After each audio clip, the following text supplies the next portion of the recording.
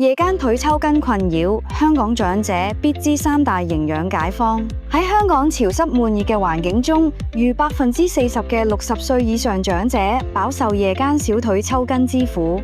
威爾斯親王醫院2022年度報告揭露，呢個唔單止係單純缺鈣問題，78%本地長者嘅維生素 D 水平低於國際標準，加上腎功能隨年齡衰退導致電解質調節能力下降，共同構成肌肉異常收縮嘅元兇。要從根源改善問題，可透過以下3類容易獲取嘅日常食材科學調理。第一款係雞蛋，佢係全方位肌肉守護者。香港大學醫學院研究指出，每隻雞蛋提供嘅6克優質蛋白質含9種必需氨基酸，能減緩老年性肌肉流失。其蛋黃中嘅維生素 D 尤為關鍵。中大老年學研究所確認，維生素 D 缺乏會阻礙鈣質吸收，直接誘發肌肉抽搐。更加值得關注嘅係蛋黃富含嘅維生素 B12。此神經傳導素喺香港長者中普遍缺乏，因胃酸分泌減少，使吸收率下降30%。實用建議：每日1至2隻蒸水蛋，膽固醇偏高者可去除部分蛋黃。飲茶時間需同進食間隔1小時，因茶單寧會抑制營養吸收。第二款就係香蕉，佢係天然電解質調節劑。中型香蕉含422毫克鉀，大約佔日需量12%同埋32毫克鎂。呢兩種礦物質如同肌肉收縮嘅調壓閥。英國運動醫學期刊臨床試驗顯示，瞓前1個鐘攝取半斤香蕉，能夠使夜間抽筋發生率降低40%。其原理在於鉀離子維持神經電位穩定，而鎂元素直接作用於肌肉細胞放鬆機制。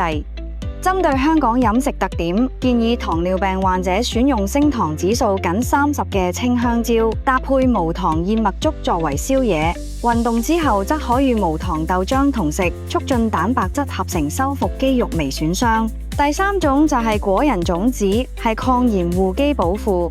30克南瓜子提供150毫克鎂，相當於日需量37%。2020年國際研究證實，每日攝取350毫克鎂可減少50%抽筋頻率。堅果中嘅 Omega-3 脂肪酸更可以抑制肌肉炎症，對患風濕痛嘅長者尤為有益。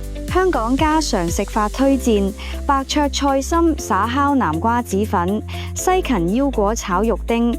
記住要少鹽或者無糖杏仁茶。需注意每日攝取量控制喺28克內，即大約20粒杏仁。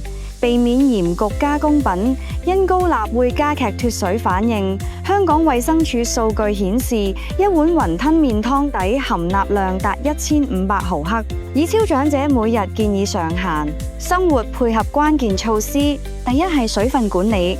香港夏季濕度達90%，唔顯性脫水風險高，應每小時補充100毫升室溫水，避免冷飲導致血管收縮。第二，伸展運動，瞓前靠長台腳尖維持10秒，同一動作重複做10次，促進下肢血液回流。最後係藥物警示，服用去水丸嘅朋友需監測血嘅鉀含量，腎病患者慎用高鉀食材。如果今日嘅分享對你有所幫助，唔好忘訂閱我哋嘅頻道，開啟通知，咁就唔會錯過後續更多實用嘅健康知識啦。